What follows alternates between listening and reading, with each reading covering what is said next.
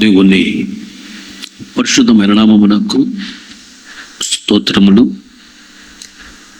ఈ ఆదివారపు ఆరాధనకు కూడి వచ్చిన మీ అందరికీ ప్రభు పేరట్ల హృదయపూర్వకమైన వందనాలు తెలియజేస్తున్నాను.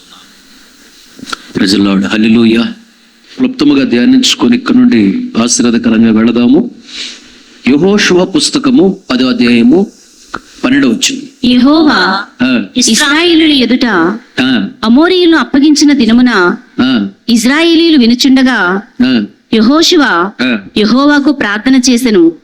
సూర్యుడా, నీవు గిబియోనులో నిలువుము. చంద్రుడా, నీవు అయ్యాలోను లోయలో నిలువుము. జనులు తమ శత్రువుల మీద పగ తీర్చుకుని వరకు సూర్యుడు నిలిచెను, చంద్రుడు ఆగెను. ఆ మాట యాషారు గ్రంథంలో రాయబడి ఉన్నది కదా. చాలు. తలలు పైకెత్తి నా వైపు చూస్తూ జాగ్రత్తగా నా మాటలు గమనించాలి. ఈ వాక్య భాగాన్ని గమనించినట్లయితే వాక్య భాగంలో ఇశ్రాయేలు ఐగుప్తును విడిచిపెట్టి కనానుకు వెళుతున్నారు. ఇంకొక 21 కిలోమీటర్ల దూరంలో ఉన్నారు యెరూషలేముకి. అది అయ్యా లోయ. ఆ లోయలో అమోరీయులు 5 రకాల రాజులు తమ సైన్యములతో యుద్ధానికి వచ్చారు. అయ్యా లోయలో యుద్ధం చేస్తూ ఉన్నారు ఇశ్రాయేలులతో. యెహోషువ నాయకత్వంలో యుద్ధం జరుగుతూ ఉన్నది. అయితే చీకట పడుతుంది. చీకట పడితే ఏం జరుగుతుందంటే ఇశ్రాయేలు వెనుకకి వెళ్ళి సైన్యాన్ని తీసుకొని రాలేరు. కానీ అమోరీయులకు దగ్గర 21 కిలోమీటరే. చీకటి పడిందంటే రాత్రి యుద్ధం చేయలేరు. అమోరీయులు వెళ్ళారు అంటే వేరే వాళ్ళని తీసుకొని కలుపుకొని మరలా యుద్ధానికి వస్తారు. సైన్యం పెరుగుతుంది. అప్పుడు ఇశ్రాయేలుకి యుద్ధం చేయడం కొంచెం కష్టతరం అవుతుంది. అందుకని ఈ రోజుతో అయిపోవాలంటే తాడోపేడు తేల్చుకోవాలని ఒక ఆలోచనతో ప్రార్థన చేశాడు యెహోషువ. సూర్యుడా, నువ్వు గిబియోనులో ఆగిపో. చంద్రుడా, నీవు అయ్యా లోయలో ఆగిపో అని జస్ట్ శాసించాడంతే. ఒక మాట. ఆ మాట ప్రకారము ఇంచుమించు ఒక రోజంతా, అంటే రోజుకి 24 గంటలు కదా, కానీ 23 గంటలు సూర్యుడు గిబియోనులో నిలిచిపోయాడు, చంద్రుడు అయ్యాలోయలో నిలిచిపోయాడు. అనగా గ్రహాలన్నీ తిరగటం ఆగిపోయినాయి. అనగా భూమి తిరగటం ఆగిపోయింది. మనం కూర్చున్న నిలబడిన భూమి తిరుగుతూ ఉంటుంది. తన చుట్టూ తాను తిరుగుతూ సూర్యుని చుట్టూ తిరుగుతుంది. తన చుట్టూ తాను తిరగటం వలన ఒక రోజు ఏర్పడుతుంది, 24 గంటలు. సూర్యుని చుట్టూ తిరగటం వలన సంవత్సరం ఏర్పడుతుంది. తన చుట్టూ తాను తిరగటము ఆగిపోయింది. చంద్రుడు అలాగే అయ్యాలోయలో నిలిచి ఈ అయ్యాలోయలో ఇశ్రాయేలులకు జయాన్ని ఇచ్చాడు. ఈ అయ్యాలోయ ఇక్కడున్న వాళ్ళందరిలో నేను ఒక్కడనే చూశా. అయ్యాలోయలో అడుగు పెట్టాం. 2011లో మా ఆత్మీయ తండ్రి యేసన్న గారితో కలిసి యెరూషలేము వెళ్ళాను. నేను ఐగుప్తు దేశానికి వెళ్ళాను, జోర్డాను దేశానికి వెళ్ళాను, అమ్మాను దేశానికి వెళ్ళాను, మస్కట్ ఊజు దేశానికి వెళ్ళాను. 5 దేశాలు చూసాం మేము. అప్పుడు అయ్యా లోయలో కూడా మేము బస్సు ప్రయాణం చేస్తున్నాము. బస్సు అక్కడ ఆపారు. ఇది అయ్యా లోయ, ఇక్కడ యుద్ధం జరిగింది, సూర్యుడు చంద్రుడు ఆగిపోయింది ఇక్కడ అని. అప్పుడు సాయంత్రం 5 అయింది, సూర్యుడు అస్తమిస్తున్న సమయం ఇది. అందరం కూడా సరదాగా, ఓ సూర్యుడా గిబియోనులో ఆగు, చంద్రుడా అయ్యా లోయలో ఆగని అలా సరదాగా మాట్లాడుతూ ప్రార్థన చేసుకుని వచ్చాం. అయ్యా లోయలో దిగాం. మేము బస్ దిగాం. ఐగుప్తు నుంచి యెరూషలేముకి 750 కిలోమీటర్లు బస్సు ప్రయాణంలో వెళ్ళాము. అది బెంజి బస్. ఉదయం బయలుదేరితే రాత్రికి వెళ్ళిపోయాం. చాలా స్పీడ్గా ఉంది బస్సులో. ఎర్దోన్ నదిలో దిగాము, ఎర్ర సముద్రంలో కూడా దిగాము మేము. అయితే ఇక్కడ అమోరీయులు 5 రకాల రాజులతో యుద్ధం చేస్తూ ఉన్నాడు యెహోషువ. చంద్రుడు అయ్యా లోయలో నిలిచి ఇశ్రాయేలుకు జయాన్ని ఇచ్చాడు. అయ్యా లోయ అనగా మన జీవితంలో ఒక సాదృశ్యంగా ఉన్నదని చెప్పాను. సూర్యుడు అనగా తండ్రి అయిన దేవునికి సాదృశ్యం. చంద్రుడంటే యేసయ్యకి సాదృశ్యం. సూర్యుడనే తండ్రి అక్కడ నిలబడ్డాడు, చంద్రుడనే యేసయ్య నిలబడ్డాడు. అయాలోయలో జయాన్ని ఇచ్చాడు. అయాలోయ అనే మన జీవితంలో సూర్యుడనే తండ్రి అయిన దేవుడు, చంద్రుడనే యేసయ్య నిలిచి అన్ని కోణాలలో మనకు జయాన్ని ఇవ్వాలి.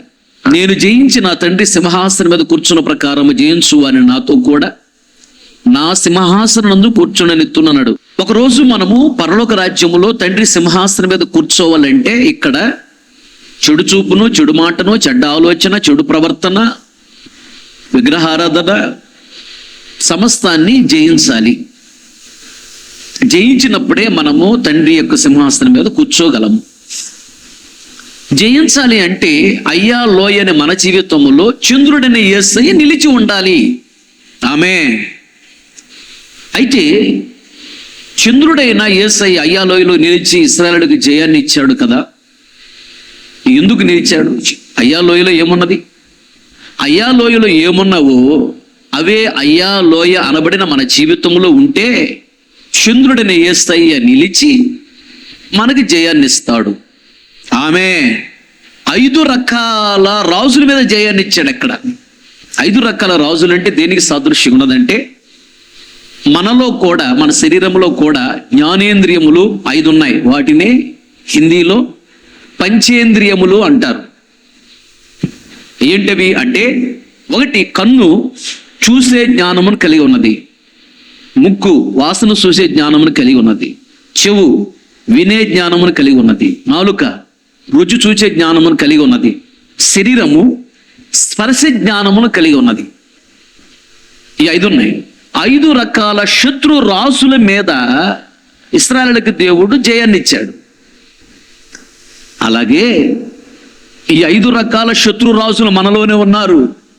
చెడు చూపు మీద మనకు జయం రావాలి, చెడు మాట మీద జయం రావాలి, చెడు తినేదాని మీద జయం రావాలి, చెడు వాసన మీద జయం రావాలి, చెడు వినేదాని మీద జయం రావాలి, చెడు అనుభవించాలని దాని మీద జయం రావాలి. దేవునికి స్తోత్రం, హల్లెలూయా. దేవునికి ఇష్టం లేని బట్టలు కట్టుకోవాలి ఈ శరీరానికి అనే దాని మీద జయం రావాలి. 5 రకాల రాజుల మీద అయ్యా లోయలో ఇశ్రాయేలుకి దేవుడు చంద్రుడైన యేసయ్య నిలిచి జయాన్ని ఇచ్చాడు. ఈ 5 రకాల శత్రువుల మీద అయ్యా లోయ మన జీవితంలో యేసయ్య ఉండి మనకి జయాన్ని ఇవ్వాలి. దీనిని ఐజాలన్ అంటారు ఇంగ్లీష్లో, లేదా అజాలన్ అంటారు ఇంగ్లీష్లో. ఆ రోజుల్లో అయ్యా లోయ. ఈ రోజుల్లో దీనిని యాలో అంటారు. యాలో అంటే అయ్యా లోయ అని అర్థం. యెరూషలేమునకు వాయువ్య దిశగా 7 క్రోసుల దూరం. క్రోస్ అంటే 3 కిలోమీటర్, 7 మూళ్ళు 21 కిలోమీటర్ దూరంలో ఉన్నది. ఇది దాటి వెళ్ళాలి. ఐగుప్తు నుంచి వచ్చేటప్పుడు అయ్యా లోయ దాటి యెరూషలేముకి వెళ్ళాలి. మేము వెళ్ళాం, అవన్నీ చూసాం.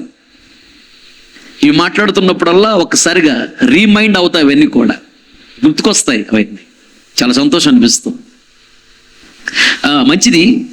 అయ్యా లోయలో చంద్రుడిని యేసయ్య నిలిచి జయాన్ని ఇవ్వటానికి కారణం అయ్యా లోయలో ఏమున్నదో చెప్పాను.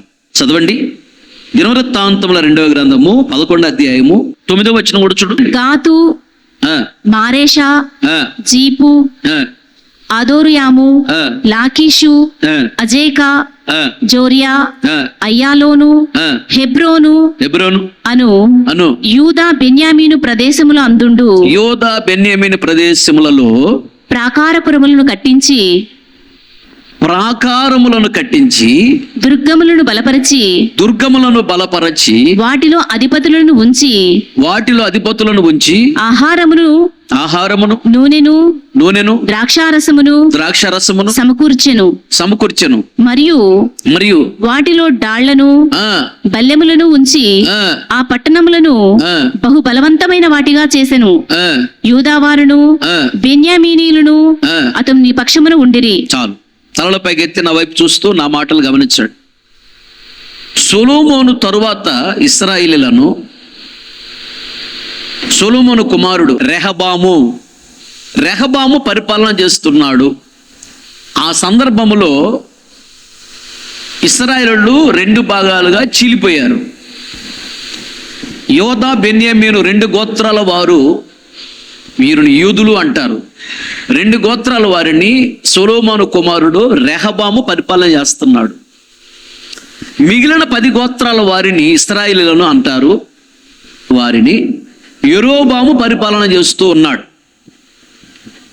ఈ యోదా గోత్రము, బెన్యామీను గోత్రము 2 గోత్రాల వారిని యూదులు అంటారు. యూదులను సొలొమోను కుమారుడు రెహబాము పరిపాలన చేస్తున్నాడు. ఈ రెహబాము పరిపాలన చేసేటప్పుడు ఇతడు ఆ యూదుల యొక్క స్వాధీనములో ఉన్నటువంటి ఈ 2 గోత్రాల వారి యొక్క స్వాధీనములో ఉన్న పట్టణాలు ఉన్నాయే, ఆ పట్టణాలను బాగా డెవలప్ చేశాడు. ఎలా డెవలప్ చేశాడు అంటే ఇక్కడ రాయిస్తున్నాడు. యూదుల యొక్క ముఖ్యమైన పట్టణాలలో ఒక అభివృద్ధిని కోరుకున్నాడు, అభివృద్ధిని చేశాడు. ఎలాంటి అభివృద్ధిని చేశాడు అంటే మొదటిది ఏంటంట, అయ్యా లోయలో వాడు ప్రాకారములు కట్టించాడంట. అయ్యా లోయలో ప్రాకారము కలిగినటువంటి పట్టణాలను కట్టించాడంట. ఆ రోజుల్లో పట్టణాన్ని కట్టుకున్న తర్వాత ఇంటి చుట్టూ పహరీ గోడ కట్టుకుంటారు కదా, మహా అయితే 6 అడుగులు కట్టుకుంటారు, అంతే 6-7 అడుగులు కడతారు పహరీ గోడ. కానీ వాళ్ళు పట్టణము చుట్టూ ఇంచుమించుగా 30 అడుగులు ఎత్తు, అంతకంటే నీకు ఎక్కువ ఎత్తే చుట్టూ పహరీ గోడ కట్టుకుంటారు. పహరీ గోడ వెడల్పు ఎంత ఉంటుందంటే, అదిగో ఆ వెనక డయాస్ గోడ ఉంది కదా, కటన్, అక్కడ నుండి ఈ స్టీల్ రైలింగ్ ఉంది కదా ఇక్కడ వరకు, ఇది 30 అడుగులు, ఇది 50 అడుగులు, ఇటు 30 అడుగులు. వాళ్ళ గోడ పైన మందము కూడా ఇంత ఉండిద్ది. గోడ పైన మందం 30 అడుగులు. మన గోడ ఎంత ఉండిద్ది, మహా అయితే 6 అంగుళాలు ఉండిద్ది, అంతే కదా. వాళ్ళ గోడ ఇంచుమించుగా 30 అడుగులు ఉండిద్ది. ఎత్తు కూడా 30 అడుగుల కంటే ఎక్కువ ఉండిద్ది. ఎందుకు అంత వెడలు పెట్టుకుంటారంటే, శత్రు రాజులు యుద్ధానికి వచ్చినప్పుడు వీళ్ళు గోడ మీద అటు ఇటు రథాల మీద తిరుగుతూ యుద్ధం చేస్తారు. ఎదురెదురుగా రథాలు తిరుగుతూ ఉంటాయి. అందుకు ఎత్తైనటువంటి గోడ మీద ఉండి యుద్ధం చేస్తారు. శత్రువులు పట్టణంలోకి ప్రవేశించకుండా అంత ఎత్తుగా గోడలు కట్టుకుంటారు. వాటిని బలమైన ప్రాకారములు అంటారు. అయితే అయ్యా లోయలో పట్టణములు కట్టించి ఆ పట్టణములకి ఎత్తైన ప్రాకారము కట్టించాడంట, శత్రువు నుంచి కాపాడబడటానికి. అయ్యా లోయలో రెహబాం అనే రాజు. అయ్యా లోయలో ప్రాకారం పట్టణములు ఉన్నాయి. అలాగే ఈ పట్టణం అంటే మన జీవితమునకు సాదృశ్యము. అయ్యా లోయలో పట్టణములను కట్టించాడు. పట్టణముల చుట్టూ ప్రహరీ గోడ కట్టించాడు, బలమైన ప్రహరీ గోడ, శత్రువుల నుండి కాపాడబడటానికి. అయ్యా లోయ మన జీవితములో శత్రువు అనే సాతాను నుండి కాపాడబడటానికి బలమైన ప్రహరీ ఉండాలి. ఏంటి ప్రహరీ దేనికి సాదృశ్యంగా ఉన్నది? సామెతల గ్రంథము 25వ అధ్యాయము 28వ వచనం. ప్రాకారము లేక పాడైన పురము ఎంతో, ప్రాకారము లేక పాడైన పురము ఎంతో. తన మనస్సును అణుచుకోలేని వారు కూడా అంతే. చాలు, తలల పైకెత్తిన వైపు చూస్తూ నా మాట గమనించు. అయ్యా లోయలో చంద్రుడిని యేసయ్య నిలిచి జయాన్ని ఇచ్చాడు. అయ్యా లోయని మన జీవితంలో చంద్రుడిని యేసయ్య నిలిచి మనకు జయాన్ని ఇవ్వాలి అంటే అయ్యా లోయలో ఉన్నటువంటి అనుభవాలు మన జీవితంలో ఉండాలి. అక్కడ అయ్యా లోయలో పట్టణము చుట్టూ బలమైన ప్రహరీ గోడలు ఉన్నాయి, శత్రువు నుండి కాపాడుకోవటానికి. అలాగే అయ్యా లోయని మన జీవితంలో కూడా ప్రహరీ గోడ ఉండాలి. ఏంటి ప్రహరీ గోడ అంటే, ప్రాకారం లేక పాడైపోయిన పురము ఎంతో. పురము అంటే పట్టణము.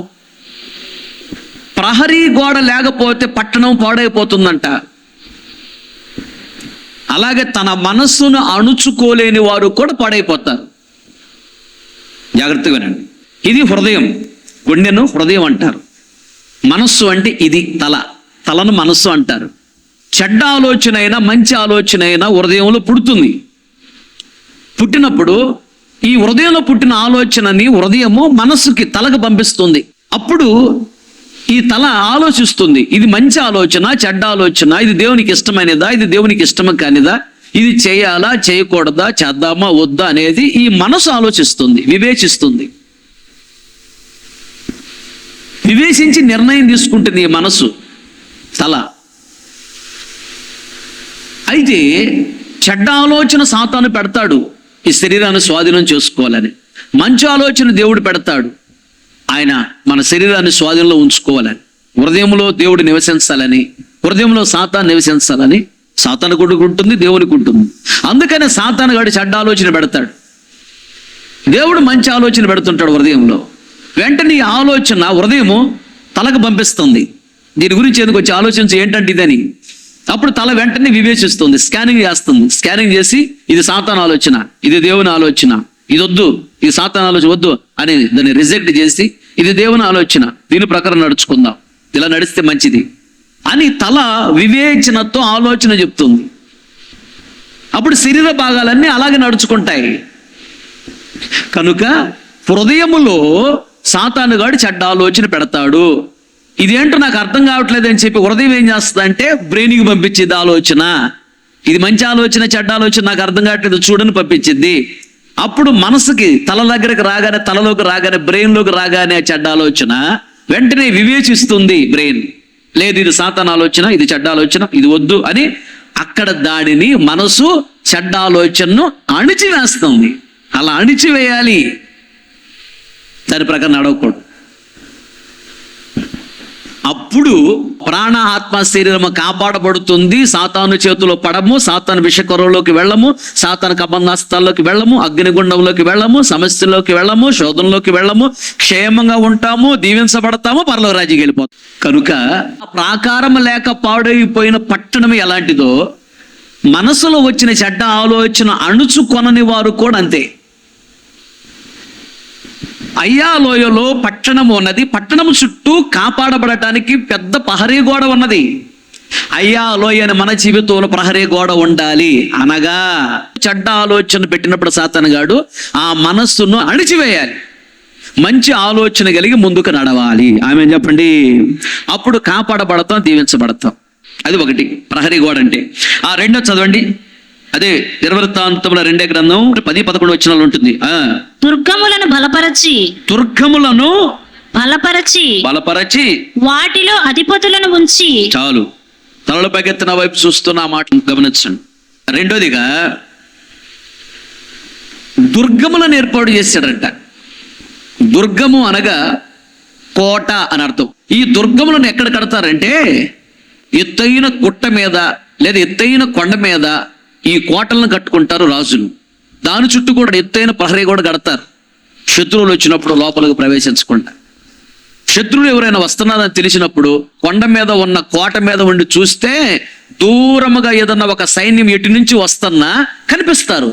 ఇంచుమించుగా చాలా దూరమున ఒక సైన్యం ఎండ వైపు వస్తున్నట్టు కనిపించారా? కొండ మీద ఉన్నారు, ఎత్తైన కోట మీద ఉన్నారు కదా, సైనికులు అక్కడి నుంచి వస్తుంటారు. దూరం నుండి అటు నుంచి ఏదో సైన్యం వస్తున్నట్టుగా అర్థమైందా? గుర్తుపట్టారా? వెంటనే తెలియజేస్తాడు, వెంటనే బోర ఊతాడు, యుద్ధానికి రెడీగా ఉండని. అప్పుడు చుట్టుప్రక్కల ఉన్న పల్లెటూరులో ఉన్న వాళ్ళు ఉన్నారే, చుట్టూ ప్రహరీ గోడలు ఉండవు కదా, వాళ్ళు పరుగును ఏ పని చేస్తున్నా పొలాల్లో ఉన్న ఆ పనులను విడిచిపెట్టేసి కోటలోకి వచ్చేస్తారు. కోటలోకి వస్తారు అందరూ రాజ్యంలో వారు. కోట చుట్టూ ప్రహరీ గోడ ఉంటుంది. కోటని వెంటనే తలుపులు వేసేస్తారు, ఎత్తైన తలుపులు ఉంటాయి. శత్రువులు వచ్చినప్పుడు లోపలికి రాలేరు. ఇంకా అలా బలమైన కోటలు కడతారు. బలమైన కోటలలో ఉండి ప్రజలు కాపాడబడుతూ ఉంటారు. చాలా జాగ్రత్త గమనించాలి. అలాగే అయ్యా లోయలో దుర్గములను కట్టించాడంట. ఎత్తైన ప్రదేశం మీద కోటలు కట్టి వాటి చుట్టూ ప్రహరీ గోడలు కట్టించాడు. అలా దుర్గములను కట్టించాడు, కోటలను కట్టించాడంట రాజు, రెహబాము అనే రాజు అయ్యా లోయలో. అలాగే అయ్యా లోయనే మన జీవితంలో చంద్రుడిని వేస్తే నిలిచి మనకు జయాన్నివ్వాలంటే అయ్యా లోయలో ఒకటి ప్రహరీ ఉండాలి, రెండోది ఉండాలి దుర్గములు ఉండాలి. ఆమె చెప్పండి. అయ్యా లోయ మన జీవితంలో దుర్గం ఉండాలి. ఈ దుర్గము శత్రు చేతులు పడకుండా కాపాడుతుంది. శత్రువులైన సాతాను ఏ కోణంలో వచ్చినా బయటే ఉంటారు, హృదయం లోపలికి మన జీవితం లోపలికి రాలేరు. అయ్యా లోయ నీ జీవితము దుర్గముగా కోటగా మార్చబడాలి. ఎప్పుడు మార్చబడుతుంది అంటే చదవండి ఓ మాట, కీర్తన గ్రంథం 8వ అధ్యాయం 2వ వచనం. శత్రువులను పగ తీర్చుకొని వారిని, లేదా పగ తీర్చుకుని వారిని మాన్పివేయుటకై నీ విరోధులను దుర్గములను బట్టి ఆ, బాలుర యొక్కయు ఆ. చంటి పిల్లల యొక్కయు సంటి పిల్లల యొక్కయు స్తుతుల మూలమున స్తుతుల మూలమున నీవు ఒక దుర్గమును స్థాపించి నీవు ఒక దుర్గమును స్థాపించితివి. చాలు, తలల పైకెత్తి నా వైపు చూస్తూ నా మాటలు గమనించండి. అయ్యా లోయలో దుర్గములు లేదా కోటలు ఉన్నాయి, శత్రువుల నుండి కాపాడుకోవటానికి, శత్రువు బారి నుండి తప్పించుకోవటానికి. నా వైపు చూడాలి. అయ్యా లోయని ఈ జీవితంలో దుర్గము లేదా కోట ఉండాలి శత్రువుల నుంచి తప్పించుకోవడానికి. ఎప్పుడు ఈ దుర్గము కోట మన జీవితంలో ఉంటుంది, ఎప్పుడు మనం కాపాడుకోగలుగుతాము అంటే, ఎప్పుడైతే చిన్న పిల్లలు స్తుతించినప్పుడంట దేవుడు దుర్గమును కోటను ఏర్పాటు చేస్తాడంట కాపాడుకోవటానికి. ఆమె చెప్పండి, ఆమె చెప్పాలి గట్టిగా, హల్లెలూయా. స్తుతించాలి అనగా చిన్న పిల్లవాడు యొక్క స్వభావం రావాలి. చిన్న పిల్లల యొక్క స్వభావం నీలోకి రావాలి. తిట్టినా, అరిసినా, గద్దించినా సేవకులు నువ్వు మందిరం విడిచిపెట్టి వెళ్ళకూడదు, ఎదురు మాట్లాడకూడదు. సేవకులకు నువ్వు ఎదురు మాట్లాడావంటే నువ్వు చేతలార నీ దీవెన పోగొట్టుకుంటున్నావు, పరలోక రాజ్యాన్ని దూరం అవుతున్న అర్థం. ఎదురు చెప్పకూడదు, ఎదురు మాట్లాడకూడదు, నోరుందని వరకే వాక్కూడదు. చిన్నపిల్లల స్వభావం నీలో ఉండాలి, స్తుతిస్తూ ఉండాలి. మళ్ళీ చిన్నపిల్లల యొక్క స్తుతుల వలన ఒక దుర్గమును దేవుడు ఏర్పాటు చేస్తాడంట. అయ్యా లోయని మన జీవితంలో సాతాను చేతిలో పడకుండా కాపాడుకోవడానికి మనలో దుర్గం ఉండాలి. కోటలాగా మారాలి మన జీవితం. దుర్గములాగా, కోటలాగా మార్చబడాలంటే చిన్నపిల్లల స్వభావం రావాలి. చిన్నపిల్లలకి తారతమ్యాలు ఉండవు, ఆ కులము ఈ కులమని తారతమ్యాలు ఉండవు. చిన్నపిల్లలు ఏదైనా చిన్న గొడవ ఆడుకున్న మళ్ళీ వెంటనే కలిసిపోతారు, కక్షా ద్వేషాన్ని గుండెలో ఉంచుకోరు. చిన్నపిల్లలు చిన్నపిల్లల స్వభావం రావు, అప్పుడే మనం దేవుని రాజ్యంలో ఉండగలం. చిన్నపిల్లల స్వభావం రావాలి, స్తుతించాలి. ఎప్పుడు దేవుని స్తుతిస్తూ ఉండాలి. నోరు తెరిస్తే స్తోత్రం అనే మాట రావాలి. బూతులు కాదు, అబద్ధాలు కాదు, చాడీలు కాదు. ఏది వస్తువు నీ చేతికి వచ్చినా ప్రభువు ఇచ్చినందుకు స్తోత్రం, భోజనం వచ్చినా స్తోత్రం, మంచినీళ్ళు ఇచ్చాడా స్తోత్రం, ఎక్కడికి వెళ్తున్నా స్తోత్రం, స్తోత్రం స్తోత్రం స్తోత్రం స్తోత్రం అనే మాట ఉండాలి. స్తోత్రం స్తోత్రం అనే మాట ఉన్నప్పుడు ఏం జరుగుతుంది తెలుసా? ఇశ్రాయేలులో చేయు స్తోత్రముల మీద యెహోవా ఆసీనుడు. నువ్వెప్పుడు స్తోత్రం స్తోత్రం స్తోత్రం అంటే ఎప్పుడు దేవుడు నీతో నీలోనే ఉంటాడు. ఇక దేవుడు నీతో నీలో ఉంటే సాతాను ముట్టగలడా? సాతాను కీడు చేయగలడా? నువ్వు ఎక్కడికి వెళ్ళినా నీకు మేలే జరిగింది, కీడు జరగదు. అయ్యా లోయలో పట్టణములకు చుట్టూ పహరీ గోడలు కట్టించాడంట, దానిని దుర్గముగా స్థాపించాడంట. అయ్యా లోయను మన జీవితంలో దుర్గము, కోట ఉండాలి శత్రువు నుంచి కాపాడబట్టడానికి. ఆ కోట ఎప్పుడు ఏర్పడుతుందంటే చిన్నపిల్లల స్వభావం కలిగి ఉండాలి, అలాగే దేవుణ్ణి స్తుతించే వరంగా ఉండాలి. ఎప్పుడు దేవుణ్ణి స్తుతిస్తూ ఉండాలి. స్తోత్రం స్తోత్రం స్తోత్రం అంటే ఎప్పుడు స్తుతించాలి. నేను చెప్తుంటాను, ఒక్క అరగంట సేపు మోకరించి ఏక మనసు స్తోత్రాలు చెప్పు, దేవుడు దిగి వస్తాడు. నీకు వెంటనే దర్శనం కలిగిద్ది. ఏమి జరగబోతుందో, ఏ కీడు రాబోతుందో, ఏ మేలు జరగబోతుందో అన్ని విషయాలు తెలిసిపోతాయి. నేను అలా చేస్తున్నాను కాబట్టి అనుభవంతో చెప్తున్నా. ప్రతిరోజు ప్రభు నాతో మాట్లాడతాడు, నీతో కూడా మాట్లాడతాడు. ఒక గంట సేపు దేవుడు స్తుతిస్తాను నేను, ఆ తర్వాతనే ప్రార్థన చేస్తా. ఆయన చేసిన మేలులన్నిటి బట్టి స్తుతిస్తా, ఆయన ఘనమైన నామాలు పేర్లు చెప్పి స్తుతిస్తా, గంట సేపు దేవుడిని స్తుతిస్తా. అలా స్తుతించినప్పుడు ఏక మనసు స్తుతిస్తూ ఉంటాను, ఇంకేమి మనసులోకి రానివ్వకుండా మనసు పెట్టి స్తుతిస్తూ ఉంటే ఏక మనసుతో దేవుడు దిగొస్తాడు. అప్పుడు జరగబోయే కీడు ఏంటో, జరగబోయే మేలు అన్ని విషయాలు తెలిసిపోతాయి నీకు. ప్రభుది బయలుపరుస్తాడు. వచ్చినటువంటి దేవుడు నీ చుట్టూ పరిశుద్ధాత్మ అగ్ని కంచె వేస్తాడు, కాపాడుతాడు. ఆయన పరిశుద్ధాత్మ అగ్ని కంచె వేసి నన్ను కాపాడు ప్రభు అని ప్రార్థన చేసుకోవాలి. అది మన చుట్టూ ప్రహరీ గోడ, కోట. స్తుతిస్తే దేవుడే మనకు కోటలాగా ఉంటాడు, కాపాడబడతాం. స్తుతించే అనుభవం ఉండాలి. అలాగే ఇంకొకటి కూడా చూడు, అక్కడే ఉంది. సామెతల గ్రంథం 18:10 యెహోవా నామము యెహోవా నామము బలమైన అదిగో బలమైన దుర్గము. దుర్గము. చాలు, ఆయన నామమే బలమైన దుర్గము. అయ్యా లోయని మన జీవితంలో చంద్రుడిని యేసై నిలిచి జయ జీవితాన్ని ఇవ్వాలి, దీవెనివ్వాలంటే అయ్యా లోయని ఈ జీవితంలో ఒకటి ప్రహరీ ఉండాలి, మనస్సును అణుచుకోవాలి. రెండోది ఏముండాలి? దుర్గము ఉండాలి, కోట. అనగా స్తుతిస్తే దేవుడే మనకు దుర్గముగా ఉంటాడు. ఆయన నామమే మనకు దుర్గము, కోట. ఎలా అంటే యేసు నామములో అని సాతాన్ని గద్దిస్తే పారిపోతాడు. అది ఆయన నామం అంటే, ఆయన పేరు. అలా ఆయన పేరును ఉచ్చరించాలి. ఏదన్నా ఒకటి సాతాన్ని గద్దించేటప్పుడు యేసు నామములో ఆజ్ఞాపిస్తున్న సాతానాన్ని గద్దిస్తే పారిపోతాడు. యేసు నామము ఉచ్చరిస్తే సాతాను పారిపోతాడనే విషయము నీవు నమ్మాలి. విశ్వాసముతో ఆ మాట అనాలి. సాతాను ఏదైనా శోధిస్తున్నాడా, నీకు శోధన వస్తుందా, మనసులో ఏసునామములో అని గద్దిస్తే పారిపోతాడు. గద్దించి వాడు నిన్ను విడిచిపెట్టి వెళ్ళి దూరంగా పడిపోయాడని నమ్మాలి. నమ్ముటి నీ వల్ల నమ్మవానికి సమస్య సార్. లేదా యేసు రక్తమే చేయం, యేసు రక్తమే చేయం, యేసు రక్తమే చేయం, యేసు రక్తమే చేయం అనుకుంటూ కూర్చుంటే శోధిస్తున్న సాతాను పారిపోతాడు. నీవు కీడు చేయాలని వచ్చినటువంటి సాతాను పారిపోతాడు. యేసు రక్తమే చేయం, యేసు రక్తమే చేయం, యేసు రక్తమే చేయమనుకుంటే నువ్వు ముందుకెళ్ళ. ఏదైనా ప్రమాదం పొంచి ఉన్నదని తెలిసినప్పుడు యేసు రక్తమే చేయం, యేసు రక్తమే చేయమనుకుంటూ చెప్పుకుంటే వెళితే ఆయన నామము లేదా ఆయన పేరే నీకు బలమైన దుర్గముగా ఉండి దేవుడు కాపాడతాడు నిన్ను. యేసు రక్తమే చేయం, యేసు రక్తమే చేయమనుకుంటూ వెళ్ళాలి. స్తోత్రం స్తోత్రం స్తోత్రం. యేసు రక్తమే చేయం, యేసు రక్తమే చేయం. యేసు అనే ఆయన పేరు పలికేవు కదా, అక్కడ దేవుడు వచ్చి నీకు దుర్గముగా కోటగా ఉండి నిన్ను కాపాడుతాడు, రక్షిస్తాడు. ఆమేన్ చెప్పండి. అది ఇంకొక మాట చూడండి, దినవృత్తాంతంలో 2వ గ్రంథం 11 వచ్చి దుర్గములను బలపరిచి వాటిలో అధిపతులను ఉంచి అధిపతులను నియమించాడంట. అయ్యా లోయలో చంద్రుడిని యేసై నిలిచి జయాన్ని ఇవ్వటానికి కారణము మూడోదిగా అయ్యా లోయలో ఏమున్నది, అధిపతులు ఉన్నారంట. అయ్యా లోయని మన జీవితంలో అధిపతిగా మనం ఉండాలని దేవుడు కోరుకుంటున్నాడు. మనల్ని అధిపతులుగా ఉంచాలని కోరుకుంటున్నాడు ఆయన. మీరు రాసుకుంటారా, ఈ ఇంటికి అధిపతి ఎవరంట? యెహోవా అని రాసుకుంటారు.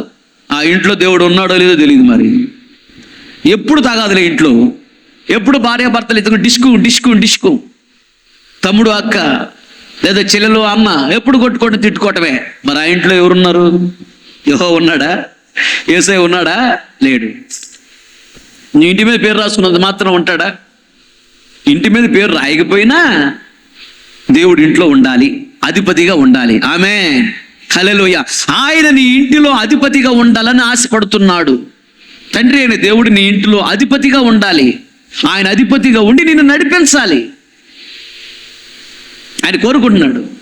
అనగా పూర్తిగా నీ జీవితాన్ని ఎప్పుడైతే దేవునికి నువ్వు అప్పగించుకుంటావో ఆయన అధిపతిగా నీ జీవితంలో ఉండి నిన్ను నడిపించటానికి ఇష్టపడతాడు.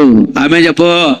నువ్వు చెప్పినట్టు దేవుడు నడవటం కాదు, మనం చెప్పినట్టు దేవుడు నడవటం కాదు, దేవుడు చెప్పినట్టు మనం నడవాలి. మన జీవితంలో దేవుడు అధిపతిగా ఉండాలని ఆశపడుతున్నాడు. ఎప్పుడైతే దేవుడే నాకు అధిపతి అని, ఆయన చెప్పినట్టు నేను వింటా, ఆయన చెప్పినట్టు నేను చేస్తానని ఆయన అధిపతిగా మన జీవితంలో పెట్టుకొని ఆయన చెప్పిన మాట విని ముందుకు వెళుతూ ఉన్నప్పుడు ఏం జరిగింది తెలుసా? నువ్వున్న ప్రాంతంలో అక్కడ ఉన్న వాళ్ళందరి మీద దేవుడు నిన్ను అధిపతిగా పెడతాడు. గట్టిగా చెప్పండి కొట్ట. ఆమేన్, హల్లెలూయా.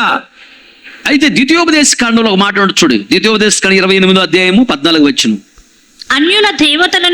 అన్యుల దేవతలను అనుసరింపకయు వాటిని పూజింపకయు ఉన్న యెడల నీవు అనుసరించి నడుచుకొనవలెనని నేడు నేను నీకు ఆజ్ఞాపించుచున్న నీ దేవుడైన యెహోవా ఆజ్ఞలను విని వాటిని అనుసరించి గైకొని ఎడల యెహోవా నిన్ను తలగా నియమించును గాని తోకగా నియమింపడు. నీవు పైవాడవుగా ఉండువు కానీ క్రింది వాడవుగా ఉండవు. చాలు. తలలో పైకెత్తిన వైపు చూస్తున్న మాటలు గమనించు. అయ్యా లోయలో అధిపతి ఉన్నాడు దేవుడు. అయ్యా లోయ అనే మన జీవితంలో కూడా అధిపతిగా దేవుడు ఉండాలని ఆశపడుతున్నాడు. ఆయన అధికారానికి నువ్వు అప్పగించుకోవాలి. ప్రభువా నువ్వు ఎలా చెబితే అలా, అంతే. అది వివాహమైనా, ఉద్యోగమైనా, వ్యాపారమైనా, ఇల్లు కట్టటమైనా, ఏది చేయటమైనా గుర్తుపెట్టుకో, ప్రభువా నీ ఇష్టమే నెరవేర్చు, నీ చిత్తమే నెరవేర్చు ప్రభువా, నా ఇష్టము కాదు ప్రభువా అని ప్రార్థన చేసుకోవాలి. నీకు ఇష్టమైతేనే ఈ వివాహం ఆ అబ్బాయితో జరగాలి, ఆ అమ్మాయితో జరగాలి. నీకు ఇష్టం లేకపోతే వద్దు. నీకు ఇష్టమైతేనే ఇల్లు ఇలా కట్టాలి, నీకు ఇష్టం లేకపోతే వద్దు. నీకు ఇష్టమైతేనే వ్యాపారం చేయాలి, నీకు ఇష్టం లేకపోతే నాకు వద్దు. నీకు ఇష్టమైతేనే ప్రతిదీ, అది ఏదైనా సరే ప్రభువా నీ ఇష్టాన్ని నెరవేర్చు నా జీవితంలో, నీ ఇష్టం కాకపోతే నాకు వద్దు, ఇలా దేవుడిని అడగాలి. అప్పుడు దేవుడు నీ జీవితంలో అధికారిగా ఉంటాడు. నువ్వున్న ప్రాంతంలో నేను ఒక అధికారిగా దేవుడు నిలబెట్టి వాడుకుంటాడు. ఆమె చెప్పండి, ఆమె. అది ఒకటి. రెండోది, అయ్యాలోయలో అధిపతులు ఉన్నారంట. అయ్యాలోయలో మన జీవితంలో దేవుడు అధిపతిగా ఉండాలని ఆశపడుతున్నాడు. ఎప్పుడు ఆయన అధిపతిగా ఉండి మనల్ని అధిపతులుగా నిలబెడతాడు అంటే, విగ్రహారాధన అంటే దేవుడికి నచ్చదు. గుర్తుపెట్టుకో, విగ్రహారాధన పద్ధతుల్లోకి నువ్వు వెళితే దేవుడు నీ ఇంటిలో అధిపతిగా ఉండడు, నేను అధిపతిగా ఉంచడు. విగ్రహారాధన రెండు రకాలు. విగ్రహాలను పూజించడం విగ్రహారాధన అయితే, రెండోది బైబిల్ ప్రకారం విగ్రహారాధన అంటే అర్థం ఏంటంటే, దేవుని కంటే ఎక్కువగా నువ్వు ఎవరిని ప్రేమిస్తున్నావో అదే విగ్రహారాధన. దేవుని కంటే ఎక్కువగా నీ భర్తను ప్రేమిస్తున్నావా, అది విగ్రహారాధన. దేవుని కంటే ఎక్కువగా భార్యను ప్రేమిస్తున్నావా, అది విగ్రహారాధన. దేవుని కంటే ఎక్కువగా పిల్లలను ప్రేమిస్తున్నావా, అది విగ్రహారాధన. దేవుని కంటే ఎక్కువ తల్లిదండ్రులు ప్రేమిస్తున్నావా, అది విగ్రహారాధన. ఇంకా మీకు అర్థమయ్యే రీతిలో చెప్పాలంటే, అమ్మా నేను మాంసం తెచ్చుకున్నానమ్మా, నాకు మటన్ వండి పెట్టమ్మా అంటే, మందిరం మానేసి నీ కొడుకు మటన్ వండి పెడతా కూర్చున్నావు అనుకో, నువ్వు విగ్రహారాధన చేస్తావు అర్థం. దేవుని సన్నిధి కంటే నీ కొడుకుని ఎక్కువ ప్రేమిస్తున్నావు, లేదా నీ కూతురుని ఎక్కువ ప్రేమిస్తున్నావు అర్థం. భర్త చనిపోయాడు, లేదా భార్య చనిపోయింది, లేదా పిల్లలు చనిపోయారు, కొందరికి తల్లిదండ్రులు చనిపోయారు, లేదా అక్కో తమ్ముడో చనిపోయారు. చనిపోతే వాళ్ళని గుర్తు చేసుకొని ఎప్పుడు వాళ్ళ గురించి ఏడుస్తూ కూర్చున్నావు అంటే నువ్వు విగ్రహారం చేస్తున్నావు. అసలు వాళ్ళని గుర్తు చేసుకోకూడదు. చనిపోయిన వాళ్ళని అసలు గుర్తు చేసుకోకూడదు. ముందు జరగవలసిన దాని గురించి ఆలోచించాలి. ముందు నా భవిష్యత్తు ఏంటి, నా పిల్లల భవిష్యత్తు ఏంటి, మేము దేవుడి రాజ్యంలో ఉండగలమా లేదా. అయిపోయిన దాని గురించి ఎందుకు? వాళ్ళ జీవితాన్ని వాళ్ళు ఏదో చేసుకున్నారు, వెళ్ళిపోయారు, అయిపోయింది. దట్స్ ఆల్, అయిపోయింది. That is over. ఇంకదెందుకు? చచ్చిపోయిన వాళ్ళని గుర్తు చేసుకుని ఏడ్చుకుంటూ కూర్చుంటున్నావేమో, అది విగ్రహారాధన. అసలు వాళ్ళు గుర్తు రాకూడదు, గుర్తు చేసుకోకూడదు. నువ్వు గుర్తు చేసుకోవాల్సింది దేవుణ్ణి, ఆయన ఆజ్ఞలను, ఆయన వాక్యాన్ని, ఆయన శాసనాలను, ఆయన కట్టడలను, ఆయన ఎలా సంతోషపెట్టాలి, ఆయన ఎలా గణపరచాలి, ఆయన ఎలా మహిమపరచాలి, ఆయన ఎలా వెంబడించాలి, ఆయనకి ఇష్టమైంది నేను ఎలా చేయాలి, ఏం చేయాలి, దీని గురించి ఆలోచించాలి. అసలు వాళ్ళ భక్తి గలవారైతే గుర్తు చేసుకున్నా పర్వాలేదు. మళ్ళీ గుర్తు చేసుకున్నప్పుడల్లా వాళ్ళ భక్తి గుర్తుకొచ్చిద్ది, వాళ్ళలాగా భక్తి చేయాలని ఆశ కలిగిద్ది. ఫర్ ఎగ్జాంపుల్, ఇప్పుడు దావీదుని గుర్తు చేసుకున్నాం. దావీదు చనిపోయాడుగా, కానీ భక్తి గలవాడు కాబట్టి ఆయన జ్ఞాపం చేసుకోవడం తప్పలేదు. అపోస్తలుడు పౌలు భక్తి గలవాడు, జ్ఞాపం చేసుకోవడం తప్పలేదు. భక్తి గలవారు జ్ఞాపం చేసుకోవడం తప్పలేదు. ఎందుకు? వాళ్ళకి గుర్తు చేసుకున్నప్పుడల్లా వారిలాగా భక్తి చేయాలని ఆలోచన కలుగుతుంది, మంచిది. బైబిల్లో కూడా దేవుడు చెప్పాడు, నీతిమంతుడు జ్ఞాపం చేసుకున్నట ఆశీర్వాదకరమగున రాయబడి ఉంది. భక్తి లేకుండా బ్రతికి చనిపోయి ఉంటారే, వాళ్ళను గుర్తు చేసుకోకూడదు. వాళ్ళకి అసలు భక్తే లేదు. వాళ్ళని గుర్తు చేసుకుంటే వాళ్ళ దగ్గర నువ్వేమి నేర్చుకుంటావు? భక్తి లేని వాళ్ళని, భక్తి లేకుండా చనిపోయిన వాళ్ళని అసలు గుర్తు చేసుకోగాక వాళ్ళు ఎవరైనా సరే. అదే విగ్రహారాధన అంటే. దేవుని ఆజ్ఞల మార్గంలో నడవాలి. దేవా నీ ఆజ్ఞల మార్గం నడిపించు. ప్రతిరోజు దేవుడిని మాట అడగాలి, ఆసక్తితో అడగాలి, కన్యలతో అడగాలి, దుఃఖంతో అడగాలి, వేదనతో అడగాలి. ఎందుకో తెలుసా? ఆజ్ఞల మార్గంలో నడవకపోతే దీవెన ఉండదు, పరలోక రాజ్యం ఉండదు. ఆజ్ఞల మార్గం నడిచినప్పుడే దీవెన, పరలోక రాజ్యం. అందుకని నువ్వు అనుకుంటే చాలదు, అక్కడ సాతాను కూడా బలముగా ప్రేరేపిస్తున్నాడు నేను ఆజ్ఞల మార్గం నడవకుండా చేయాలని. అందుకని ప్రతిరోజు ప్రార్థనలో, దేవా నీ ఆజ్ఞల మార్గం నన్ను నడిపించయ్యా, నీ ఆజ్ఞల మార్గం నన్ను నడిపించయ్యా అని ఎప్పుడైతే ప్రార్థన చేసుకుని ముందుకు వెళుతూ ఉంటావో, దేవుడు నీ జీవితములో అధిపతిగా ఉంటాడు. నువ్వున్న ప్రాంతములో, ఉద్యోగములో, వ్యాపారములో, చేతి పనిలో, కూలి పనిలో, పంట పొలాల్లో, చదువుల్లో, వెళుతున్న ప్రతి మార్గంలో, చేస్తున్న ప్రతి పనిలో దేవుడు నేను అధిపతిగా నిలబెడతాడు. గడిగడగా చేపట్లో అధికారిగా నిలబెట్టి వాడుకుంటాడు. విగ్రహాలను విడిచిపెట్టినప్పుడు ఆయన అధిపతిగా ఉంటాడు, ఆజ్ఞల మార్గం నడిచినప్పుడు ఆయన అధికారిగా ఉంటాడు. నిన్నే దేవుడు అధికారిగా నిలబెట్టి వాడుకుంటాడు. ఆమె ఇంకొక మాట చూడు, ముగించుకో. అయ్యాలోయలో 11:11 దినవృత్తాంతముల 2వ గ్రంథం. వాటిలో అధిపతులను ఉంచి ఆహారమును, నూనెను, ద్రాక్షారసమును, చాలు ఆహారం ఇచ్చాడంట. అయ్యాలోయలో చంద్రుడనే యేసయ్య నిలిచి జయాన్ని ఇవ్వటానికి కారణం, అయ్యాలోయలో ఏమున్నది? ఆహారం ఉన్నది. అయ్యాలోయని ఈ జీవితంలో ఆహారం ఉండాలి. అన్ని పెట్లుంటాయి కానీ మన దగ్గర ఈ ఆహారం అని పెట్టి ఉండదు.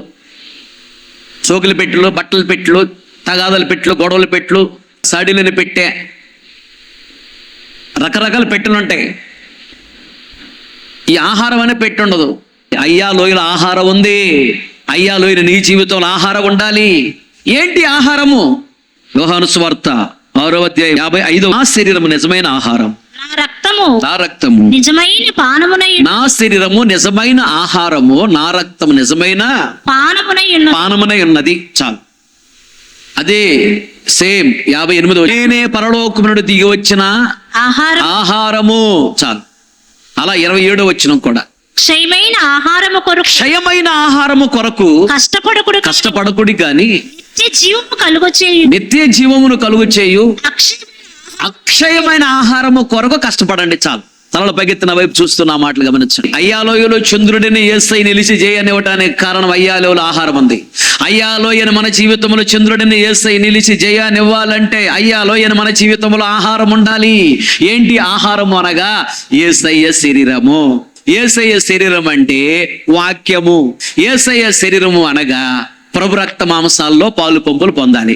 నువ్వు ప్రభు బల్లారాధనలో చెయ్యి వేయటం లేదు అంటే నువ్వు పరలోక రాజ్యానికి దూరం అవుతున్నావు అని అర్థం. ఒకవేళ ఏదన్నా ఆరోగ్యం బాగలేని కారణము ఏదన్నా అయితే దేవుడికి తెలుసు కాబట్టి పర్వాలేదు, ఇబ్బంది లేదు. అలా కాకుండా అన్ని బాగుండి కూడా నీ జీవితాన్ని సరి చేసుకోకుండా ప్రభు బల్లని చెప్పి రాకుండా ప్రభు బల్లాన్ని ప్రక్కన పెట్టేసి వెళ్ళిపోతున్నావు అంటే ఆహారము నీలోకి రావటం లేదు. చంద్రుడిని యేసయ్య నీలో నిలబడలేడు, జయాన్ని ఇవ్వలేడు. నీకు జాగ్రత్త. అయ్యాలోయనే ఈ జీవితంలో ఆహారం అనే యేసయ్య శరీరం ఉండాలి. ప్రతిరోజు వాక్యాన్ని చదవాలి, వాక్యాన్ని వినాలి, వాక్యాన్ని గుండెల్లో దాచిపెట్టుకోవాలి, వాక్యాన్ని మర్చిపోకూడదు. వాక్యానుసారమైన జీవితం నాకు ఇవ్వు ప్రభు ప్రార్థన చేసుకుని వాక్యానుసారమైన జీవితం చేస్తూ ఉండాలి. అప్పుడు నీ జీవితంలో చంద్రుడిని యేసయ్య నిలిచి నీకు జయాన్ని ఇస్తాడు. వాక్యం ఉన్నదా? వాక్యం హృదయంలో ఉండాలి. వాక్యాన్ని మర్చిపోకూడదు. వాక్యాన్ని మరల గుర్తు చేసుకోవాలి. దేవునికి స్తోత్ర. చెప్పాలి గట్టిగా హల్లెలూయా. యవనస్తులు దేని చేత తమ నడతను శుద్ధి చేసుకొందురు? నీ వాక్యమును బట్టి దాన్ని జాగ్రత్తగా చూసుకొనుట చేతనే కదా. నీ ఎదుట పాపము చేయకున్నట్లు నా హృదయంలో నేను వాక్యమును ఉంచుకొని ఉన్నాను అంటాడు. అందుకని వాక్యము బాగా చదవాలి. నువ్వు ఏది మర్చిపోయినా పర్వాలేదు, వాక్యం మర్చిపోకూడదు. గుర్తుపెట్టుకో. వాక్యం మర్చిపోతే నువ్వు దీవెన పొందలేవు, పరలోక రాజ్యంలో ఉండలేవు, సాతాన్ని జయించలేవు. వాక్యాన్ని గుర్తుపెట్టుకున్న వాళ్ళే సాతాన్ని జయించగలరు, పాపాన్ని జయించగలరు, లోకాన్ని జయించగలరు, శరీర కోరికలు జయించగలరు, సమస్తాన్ని జయించగలరు. సమస్తాన్ని జయించి అన్ని రకాల దీవెనలు పొందుకొని గొప్పగా ఉంటారు, నిశ్చయముగా పరలోక రాజ్యంలో ఉంటారు. ఆమేన్. హల్లెలూయా. అయ్యాలోయలో చంద్రుడు నిలబడి దీవించడానికి కారణం, జయాన్ని ఇవ్వటానికి కారణం ఆహారం ఉంది అక్కడ. అలాగే ఇంకొక మాట చూడు, చాలా క్లుప్తంగా ఎక్కువ వివరించను. దినవృత్తాంతముల 2వ గ్రంథం 11 వచనం. దుర్గములను బలపరిచి అయ్యాలోయలో ఏమున్నాయి? వాటిలో అధిపతులను ఉంచి ఆహారమును నూనె ఉన్నదంట. నూనె దేనికి సాదృశ్యముగా ఉన్నదంటే పరిశుద్ధాత్మ అభిషేకమునకు సాదృశ్యంగా ఉన్నది. పరిశుద్ధాత్మ అభిషేకం ఉందా నీకు? పరిశుద్ధాత్మ పొందుకుని ఆత్మలు ఆనందిస్తున్నావా? ఎన్ని సంవత్సరాల నుంచి నువ్వు మందిరానికి వస్తున్నావు? పరిశుద్ధాత్మ అభిషేకం నీకు ఎందుకు ఇవ్వలేదు దేవుడు? ఎందుకు పొందుకోలేదు నువ్వు? తప్పు దేవుని కాదు, తప్పు నీదే. పరిశుద్ధాత్మ అభిషేకం పొందడం చాలా ఈజీ, కాపాడుకోవడం చాలా కష్టం. ఎలా తెలుసా? కన్నీళ్లు కార్చి దేవుడిని అడిగితే అభిషేకం ఇస్తాడు. పనికిమాలిన వాడి కోసం కన్నీళ్లు కారుస్తున్నావు కదా, చెత్త చెదారం కోసం కన్నీళ్లు కారుస్తున్నావు, అభిషేకం కొరకు కన్నీళ్లు కార్చు. ఈరోజు ఎంతగా ఆత్మలు ఆనందించడానికి కారణం, ఇంత అభిషేకం ఎలా వచ్చిందంటే పరిశుద్ధాత్మ అభిషేకం కొరకు నేను చాలాసార్లు కన్నీళ్లతో ఏడ్చి ప్రార్థన చేశాను. నువ్వు ఎలా చెబితే అలా చేస్తా, ఎలా నడిపిస్తానో నడుస్తా. దేవా, నీకంటే ఎక్కువగా నేను దేనిని ఎవరిని ప్రేమించను. ఆ రోజు తీర్మానం, ఈ రోజు తీర్మానం కూడా అదే. దేవుని కంటే ఎక్కువగా నేను దేనిని ఎవరిని ప్రేమించను. దేవుని తర్వాతే, నాకు ముందు దేవుడు అంతే. మమ్మైనా మా నాన్న అయినా ఎవరైనా నాకు దేవుడు తర్వాతే. దేవుని కంటే ఎక్కువగా నేను దేనిని ఎవరిని ప్రేమించను. ఆ తీర్మానం నీ గుండెల్లోకి వచ్చినప్పుడు నువ్వు అభిషేకాన్ని పొందుకుంటావు. గుర్తుపెట్టుకో. దేవా, నీకంటే ఎక్కువగా నేను భార్యనైనా, భర్తనైనా, పిల్లలైనా, తల్లిదండ్రులైనా, అక్క చెల్లెలైనా, అన్నదమ్ములైన, ఉద్యోగమైన, వ్యాపారమైన, ఇట్ మే బి ఎనీథింగ్, అది ఏదైనా సరే, నీకంటే ఎక్కువగా నేను ప్రేమించను. ఆ కోరిక నాకు దూరం అవును గాక. అన్నిటికంటే ఎక్కువగా, అందరికంటే ఎక్కువగా నేను నిన్నే ప్రేమిస్తా. నాకు అభిషేకాన్ని నువ్వు. సాతాన్ని జయించాలి, పాపాన్ని జయించాలి, లోకాన్ని జయించాలి, శరీర కోరికను జయించాలి, సమస్తాన్ని జయించాలి. నేను ఈ రాజ్యానికి రావాలి, నాకు అభిషేకం నువ్వు అని ఎప్పుడైతే నువ్వు కన్యలతో ఇలా ప్రార్థన చేస్తావో నూనె అనే అభిషేకాన్ని దేవుడు నీకు ఇస్తాడు. ఆమేన్. హల్లెలూయా. దీనిలో ఒక మర్మం ఉంది. నూనెను తిరిగేసైతే నేను నూనె కనపడుతుంది, కానీ నేను అని ఎవరు చదువుతారు? దాన్ని చదవరు. నేను కనపడలేదు కాబట్టి నూనె కనపడుతుంది. ఇప్పుడు నేను అని రాశా, ఏం కనపడుతుంది? నేను కనపడుతుంది. నూనె కనపడుతుందా? నూనె కనపట్లా. నేను కనపడితే నూనె కనపడదు, నూనె కనపడితే నేను కనపడదు. నూనె అనే పరిశుద్ధాత్మ అభిషేకం మనలో కనపడాలంటే నేను అనే గర్వము కనపడకూడదు. ప్రజలాడు హల్లెలూయా. నూనె కనపడేటప్పుడు నేను కనపడదు. నూనె అనే పరిశుద్ధాత్మ అభిషేకం మనలో కనపడాలంటే నేను అనే గర్వం కనపడకూడదు. చాలా తగ్గించుకోవాలి. అసలు నేనేంటి, నా కులం ఏంటి, అసలు నా అందం ఏంటి, నా చదువు ఏంటి, అసలు నా వ్యాపారం ఏంటి, నా ఉద్యోగం ఏంటి, అవన్నీ ప్రక్కన పెట్టి, అవన్నీ ఎవరివి? దేవుడిచ్చాడు. చదువు దేవుడిచ్చాడు, జ్ఞానాన్ని దేవుడిచ్చాడు, అందము దేవుడిచ్చాడు, వ్యాపారం దేవుడిచ్చాడు, ఉద్యోగం దేవుడిచ్చాడు, ఐశ్వర్యం దేవుడిచ్చాడు, తెలివితేటలు దేవుడిచ్చాడు, రక్షణ దేవుడిచ్చాడు, కారు దేవుడిచ్చాడు, ఇల్లు దేవుడిచ్చాడు, అన్ని దేవుడే ఇచ్చాడు. పుట్టంగా నువ్వు కడుపు నుంచి ఏం తీసుకుంటా బయటికి. దేవుడిచ్చిన అన్ని అవన్నీ ప్రక్కన పెడితే మనం సంపాదించిందంటే ఏమీ లేదు. దేవుడు కృప లేకపోతే నువ్వేమీ సాధించలేవు. అసలు మనసులోంచి లేవలేవు దేవుడి కృప లేకపోతే. దేవుని కృప వల్లనే మనం ఇలా ఉన్నాం. అపోస్తలుడు పౌలు గారు అంటాడు, నేను ఏమై ఉన్నాను, అది దేవుని కృప అయి ఉన్నాను. కృప లేకపోతే మనం ఏమి చేయలేము. అసలు నోట్లోంచి మాట రాదు. కృప లేకపోతే మైండ్ పని చేయదు. కృప లేకపోతే మనసులోంచి లేవలేము. కృప లేకపోతే అసలు మాట్లాడలేము, తినలేము, ఏ పని చేయలేము. దేవుని కృప. మళ్ళీ ఏముంది హెచ్చించుకోవటానికి? అందుకనే తగ్గింపు జీవితం నాకు దయచే, తగ్గింపు జీవితం నాకు దయచే అని తగ్గించుకో. అన్నీ ఉన్న ఇస్త్రాకు అణిగిమెనిగి ఉండిద్దంట. పెద్దోళ్ళు అంటారు సామెత. ఇస్త్రాకు మీద అన్నము కూరలన్నీ పెట్టామనుకో, అన్ని ఉన్న ఇస్త్రాకు ఏముండిద్ది? గాలి వచ్చిన లేవదు, అణిగిమెనిగి ఉండిద్ది. ఏమి లేని ఇస్త్రాకు వారికి ఎగిరెగిరి పడతా ఉండిద్ది. అన్నీ ఉన్నట్టుంటే వారు ఎప్పుడు కూడా అణిగిమెనిగి చాలా తగ్గించుకొని ఉంటారు. నేనే పట్టిదని ఏ పట్టి వాడిని. ఏమి లేని వాళ్ళే. నేనంటే అసలు ఏమనుకుంటున్నా, వస్తుంది ఇది ఇదని. ఏమి లేదు. మన ఈ పట్టణం మనం ఎంత, మన బ్రతికెంత, కేవలం దేవుని కృప వలనే బ్రతికున్నాము. ఆమేన్, హల్లెలూయా. ఇంకో మాట, దుర్గములను బలపరిచి వాటిలో అధిపతులను ఉంచి ఆహారమును ద్రాక్షారసమును ఇచ్చాడంట. అయ్యాలోయలో ద్రాక్షారసం ఉన్నది. అయ్యాలోయ మన జీవితంలో ద్రాక్షారసం ఉండాలి. ద్రాక్షారసం దేనికి సాదృశ్యంగా ఉన్నది? 104వ కీర్తన 15వ చరణం చదువు, అక్కడ ఉండిద్ది దాని అర్థం. మూలమున భూమిలో నుండి ఆహారమును నరుల హృదయమును సంతోషపెట్టు ద్రాక్షారసమును. ద్రాక్షారసము సంతోషమునకు సాదృశ్యంగా ఉన్నది. జాగ్రత్త గమనించండి. అయ్యా లోయలో చంద్రుడనే యేసయ్య నిలబడి జయాన్ని ఇవ్వడానికి కారణం అయ్యా లోయలో ద్రాక్షారసం ఉన్నది. అలాగే అయ్యా లోయని మన జీవితంలో చంద్రుడని యేసయ్య నిలిచి మనకి జయాన్ని ఇవ్వాలంటే ద్రాక్షారసం అనే సంతోషం ఉండాలి. ఏ సంతోషమో? కొందరికి బట్టలు అంటే సంతోషం, కొందరికి తిండి అంటే సంతోషం, కొందరికి మందిరం మానేటువంటి సంతోషం. తప్పనిసరి పరిస్థితుల్లో ఒకవేళ మందిరము మానేసి పరిస్థితులు వచ్చాయా, వెళ్ళినా సంతోషం వెళ్ళకూడదు. ఎలా వెళ్ళాలి? ఈరోజు మందిరానికి వెళ్ళలేకపోతున్నానే అనే బాధ నీ గుండెల్లో ఉండాలి. మందిరాన్ని విడిచిపెట్టిన రోజు నువ్వు సంతోషంగా ఉండకూడదు. మందిరానికి వెళ్ళలేకపోయానే బాధ నీ గుండెల్లో ఉండాలి. ఏది సంతోషం? సంతోషం ఉంటే చంద్రుడిని యేసయ్య నిలిచి నీకు జయాన్ని ఇస్తాడు, నీకు దీవెనిస్తాడు. ఈ అయ్యా లోయని ఈ జీవితంలో సంతోషం ఉండాలి. ఏది? వాక్యం అంటే సంతోషం ఉండాలి, పాటలు అంటే సంతోషం ఉండాలి, వాయిద్యం వాయించడం అంటే సంతోషం ఉండాలి, వాక్యం వినటం అంటే సంతోషం ఉండాలి, వాక్యం చెప్పటం అంటే సంతోషం ఉండాలి, పాటలు నేర్చుకోవటం అంటే సంతోషం ఉండాలి, పాటలు పాడటం అంటే సంతోషం ఉండాలి, దేవుని మందిరం అంటే సంతోషం ఉండాలి, పరిచర్య అంటే సంతోషం ఉండాలి, దేవుని మందిరం ఇవ్వటం అంటే నీకు సంతోషం ఉండాలి. దేవునికి స్తోత్రం. దేవుని మందిరికి రావాలంటే సంతోషంగా రావాలి. తర్వాత మాట్లాడు చూడు. మరియు వాటిలో డాళ్లను బల్లెములను ఉంచి. డాలుకు మరొక పేరు కేడేము. సైనికుడు యుద్ధానికి వెళ్ళేటప్పుడు కుడి చేత్తో కత్తి పట్టుకుంటాడు, ఎడం చేత్తో ఆరుద పళ్ళెం లాగా రౌడిగా ఉంటుంది, ఇత్తడిది, దాన్ని పట్టుకుంటాడు. దానిని డాలు అంటారు. సైనికుడు ఇటువైపు నుంచి కత్తి తీసుకుని వచ్చినప్పుడు ఈ కత్తితో వాడితో యుద్ధం చేస్తుంటాడా, ఇటువైపు నుంచి ఇంకొక సైనికుడు వస్తే కత్తి తీసుకొని వాడికి ఈ డాలు అడ్డం పెడతాడు. శత్రువు విసిరిన కత్తి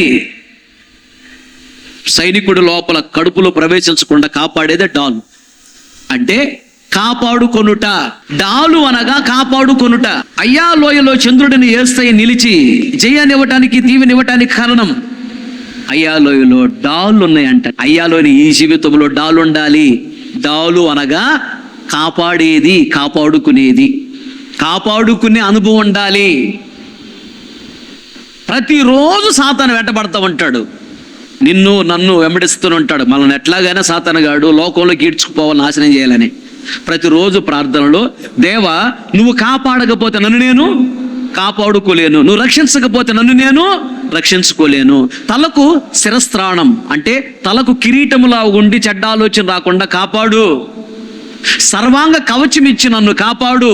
పరిశుద్ధాత్మ అగ్ని కంచి వేసి నన్ను కాపాడు అని ప్రతిరోజు ఎప్పుడైతే ఆశతో, ఆసక్తితో, దుఃఖముతో, వేదనతో, కన్యలతో, బాధతో ఎప్పుడైతే దేవుడిని నువ్వు అడుగుతూ ఉంటావో, దేవుడే నిన్ను కాపాడుతాడు. అడుగుడు నీకు, నువ్వు అడిగితేనే దేవుడు ఇస్తాడు, నువ్వు అడగకపోతే దేవుడు ఇవ్వడు. అయ్యాలోయ నీ జీవితంలో డాలు ఉండాలి అనగా కాపాడుకునే అనుభవం ఉండాలి. కాపాడుకోవాలి, నీ జీవితాన్ని కాపాడుకోవాలి. రెండోది ఇంకొకటి కూడా కాపాడుకోవాలి. ఏది కాపాడుకోవాలి? హెబ్రీయులకు రాసిన పత్రిక 13వ అధ్యాయము 17వ వచనం. మీ పైన నాయకులుగా ఉన్నవారు, మీ పైన నాయకులుగా ఉన్నవారు లెక్క ఒప్పచెప్పుకున్న మీ గురించి దేవుడికి లెక్క అప్పగించాలి కాబట్టి మీ ఆత్మలను కాయిచున్నారు, మీ ఆత్మలను కాపాడుచున్నారు. వారు దుఃఖముతో ఈ పని చేసిన ఎడల మీకు నిష్ప్రయోజనము మీకు కనుక నిష్ప్రయోజనము. చాలు, తలలు పైకెత్తిన వైపు చూస్తూ నా మాటలు గమనించండి. మిమ్మల్ని మీరు ప్రార్థన చేసుకొని కాపాడుకోవాలి. రెండోదిగా మీ పై అధికారులుగా ఉండి మిమ్మల్ని నడిపిస్తున్న సేవకులమైన మా కొరకు ప్రార్థన చేసి మమ్మల్ని కూడా మీరు కాపాడుకోవాలి. మమ్మల్ని మీరు కాపాడుతూ ఉంటే ప్రార్థన చేసి, మేము ప్రార్థన చేసి మిమ్మల్ని కాపాడుతూ ఉంటాం.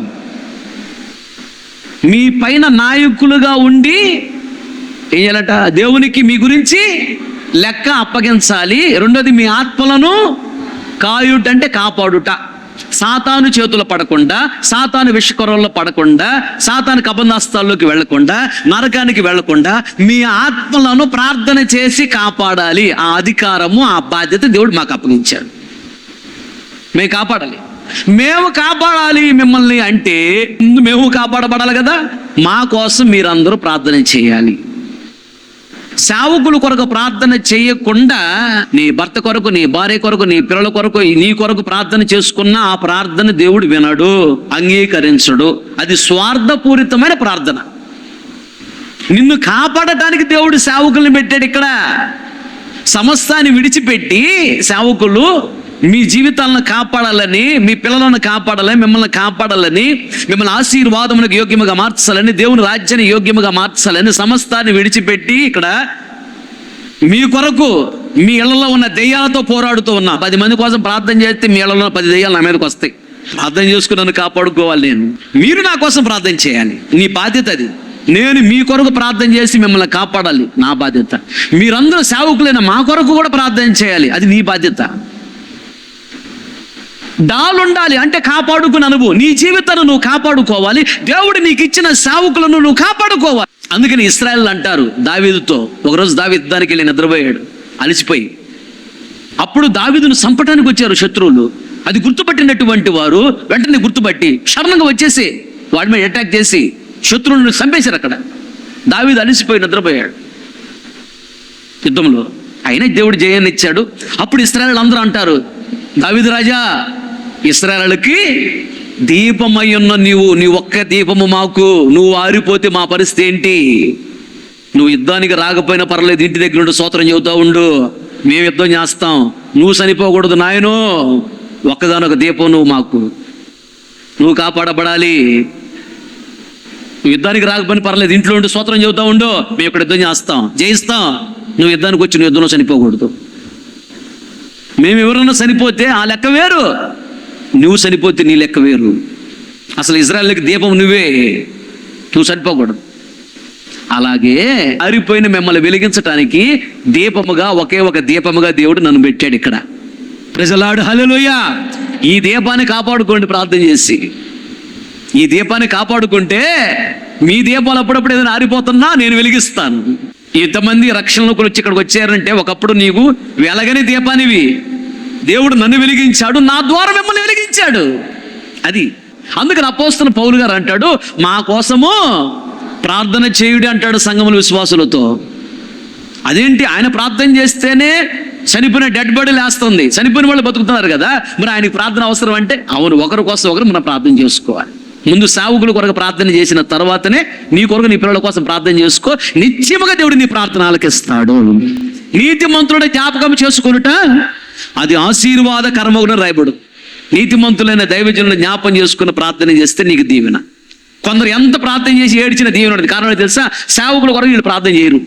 మీలో ఎవరు సేవకుల కొరకు నా కోసం ప్రార్థన చేస్తున్నారో అది నాకు తెలిసిద్ది. ఆ చివరి మాట, ఆ చదువు ముగించుకుందాం. చివరి మాట ఏంటట? మరియు వాటిలో డాళ్లను బల్లెములను ఉంచి. బల్లెము చాలు.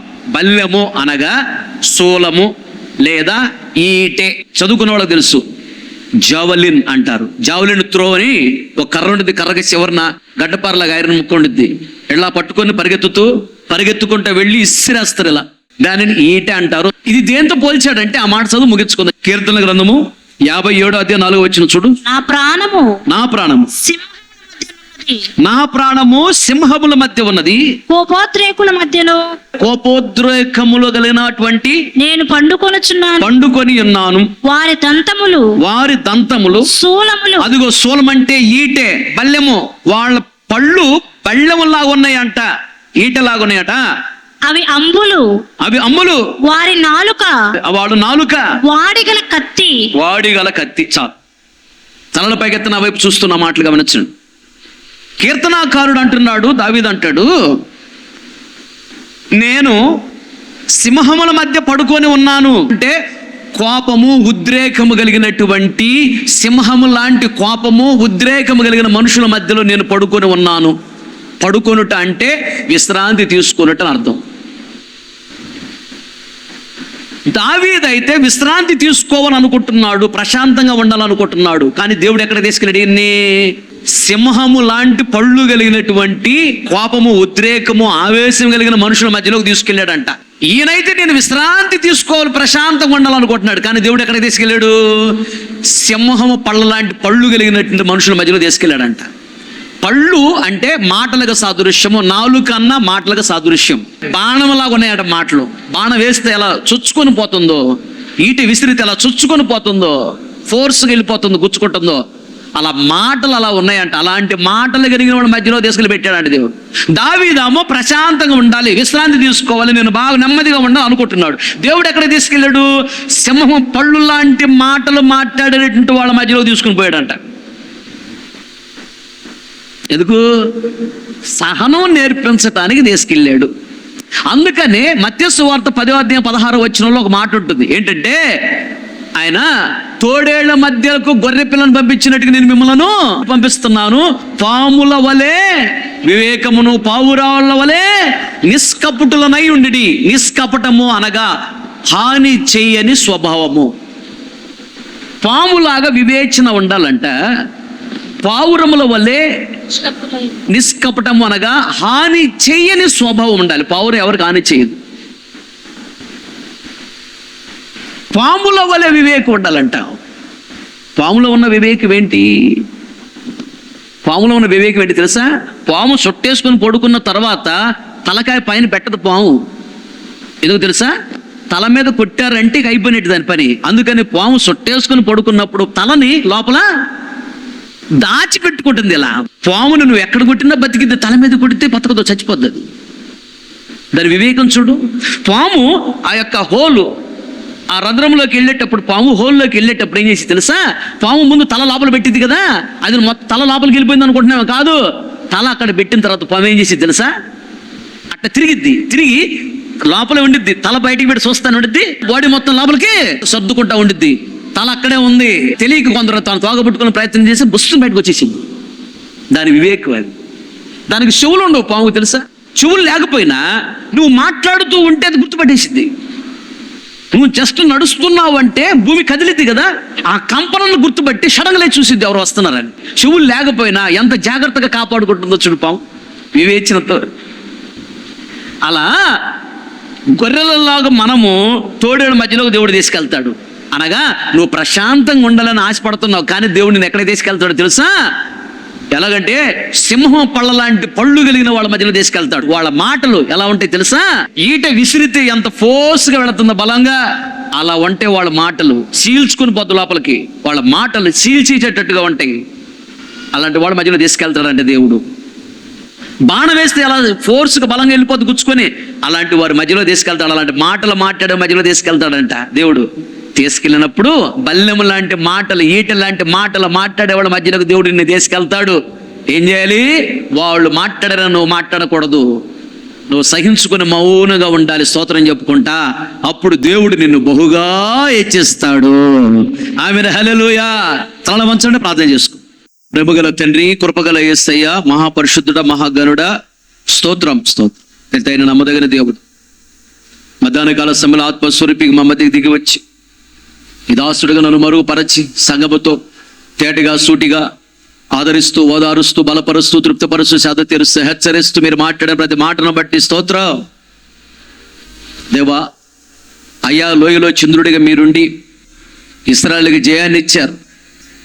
అలాగే అయ్యా లోయను మా జీవితంలో చంద్రుడిగా యేసయ్య మీరు ఉండి మాకు జయాన్ని ఇవ్వాలంటే అయ్యా లోయలో ఉన్న అనుభవాలు మా జీవితంలో ఉండాలని మీరు మాకు నేర్పించారు. అయ్యా లోయలో ఏమున్నాయో బహుతేటగా మాట్లాడుతూ వచ్చారు. ప్రాకారము కలిగిన పట్టణములు ఉన్నాయని, పట్టణం అని మన జీవితానికి ప్రాకారం ఉండాలి. అనగా సాతాను చెడ్డ ఆలోచన పెడతాడు. అయ్యా ఆ చెడ్డ ఆలోచనను, ఆ చెడ్డ మనసును అణుచుకునే వారంగా మేము ఉండాలి, దాని ప్రకారం నడిచే వారంగా ఉండకూడదు. ప్రాకారం అనే చెడ్డ మనసును అణుచుకునే వారంగా ఉండాలని నేర్పించిన స్తోత్రం. రెండోదిగా దుర్గములు ఉన్నాయి అయ్యాలోయలో. అయ్యాలోయ మా జీవితంలో దుర్గము. అరే దేవా, మీరుండాలి, మమ్మల్ని కాపాడాలి అంటే చిన్నపిల్లల మనస్తత్వం కలిగి మేము, చిన్నపిల్లల స్వభావం కలిగి మేము నిన్ను స్తుతించే వారంగా ఉండాలని, అలాగే నీ నామమే యెహోవా నామ బలమైన దుర్గము, మీరు మా జీవితంలో దుర్గముగా కోటగా ఉండి మమ్మల్ని కాపాడాలంటే నీ నామమును ఉచ్చరించే వారంగా మేము ఉండాలి. యేసు రక్తమే చేయం, యేసు రక్తమే చేయని ఉచ్చరించే వారంగా ఉండాలని, అది విశ్వాసముతో ఉచ్చరించాలి, విశ్వాసంతో పలికే వారంగా ఉండాలని నేర్పించిన స్తోత్రం. మూడోదిగా అయ్యా లోయలో అధిపతులు ఉన్నారు. అయ్యా లోయన మా జీవితంలో అధిపతిగా మీరు ఉండి దేవా మీరు మమ్మల్ని ఆశీర్వదించాలి, చేయని వాళ్ళని ఆశపడుతున్నారు. మా జీవితంలో అధిపతిగా ఉండి మమ్మల్ని అధిపతిగా నిలబెట్టి వాడుకోని ఆశపడుతున్నారు. అలా ఉండాలంటే మేము అన్నిటికంటే ఎక్కువ, అందరికంటే ఎక్కువ నిన్ను ప్రేమించే వారంగా ఉండాలని, నీకంటే ఎక్కువ దేన్ని ఎవరు మేము ప్రేమించకూడదని మీరు మాకు నేర్పించినందుకు స్తోత్రం. నాలుగోదిగా ఆహారం ఉన్నది అయ్యా లోయలో. ఆహారం అనే వాక్యం మా హృదయంలో ఉండాలి, వాక్యాన్ని చదవాలి, వాక్యాన్ని గుండెలో దాచుకోవాలి, వాక్యానుసారమైన జీవితం చేసే వారంగా మేము ఉండాలని. అలాగే ఆహారం అనే దేవ మీ రక్త మాంసాల్లో తప్పనిసరిగా పాలు పంపులు పొందాలని నేర్పించినందుకు స్తోత్రం. ఐదవదిగా నూనె. నేను కనపడితే నూనె కనపడదు, నూనె కనపడితే నేను కనపడదు. నేను గర్వాన్ని విడిచిపెట్టినప్పుడే నూనె పరిశుద్ధాత్మ దేవా మీరు మాలో ఉండి మమ్మల్ని దీవించడానికి సిద్ధంగా మీరు ఉన్నారని దేవా మీరు మాకు తెలియజేసినందుకు నీకు స్తోత్రాలు చెల్లిస్తూ. ఆరోదిగా ద్రాక్షరసం, సంతోషం. దేవ మీ కార్యం ఏది చేసినా మేము సంతోషంగా చేయాలి, సనుక్కుంటూ కొనుక్కుంటూ ఇష్టం లేనట్టుగా చేయకూడదు. దేవుని కార్యం అశ్రద్ధ చేయవాడు శాపగ్రస్తుడు రాయబడి ఉన్నది. దేవుని కార్యము శ్రద్ధ గలవాడు ఐశ్వర్యవంతుడు అవుతాడని. మేము ఐశ్వర్యవంతులు కావాలంటే మీ కార్యము శ్రద్ధగా చేయాలి, సంతోషంగా చేయాలి.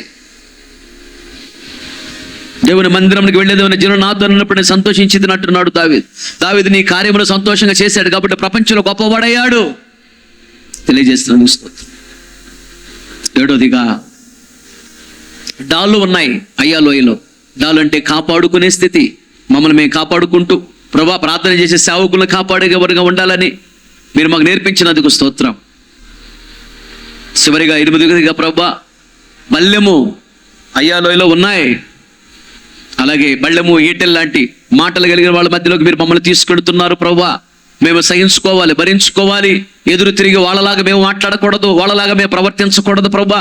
సహించుకొని భరించుకొని ప్రభా ప్రార్థన చేయగలగాలి, వాళ్ళని దీవిస్తూ ప్రార్థన చేయగలగాలి. అప్పుడే మేము దీవించబడతాం, మీ రాజ్యంలో ఉంటామని మీరు నేర్పించారు. స్తోత్రం. విత్తబడిన వాక్యం వృధా కాకూడదు. విన్న ప్రతి గుండెల వాక్యాన్ని స్థిరపరచండి, వాక్యానుసారమైన జీవితం అనుగ్రహించండి, పశ్చాత్తాప ఘనటాత్మను కుమరించండి, మనోన్నతిని చక్కగా వెలిగించండి, భయము భక్తి చేత నింపండి, కృతజ్ఞత చేత నింపండి ప్రభా.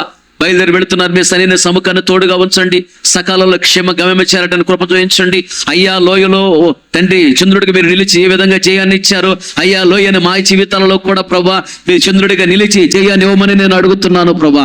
అయ్యా లోయలో ఉన్న 8 రకాల అనుభవాల చేత నడిపించమని నేను అడుగుతున్నాను ప్రభా.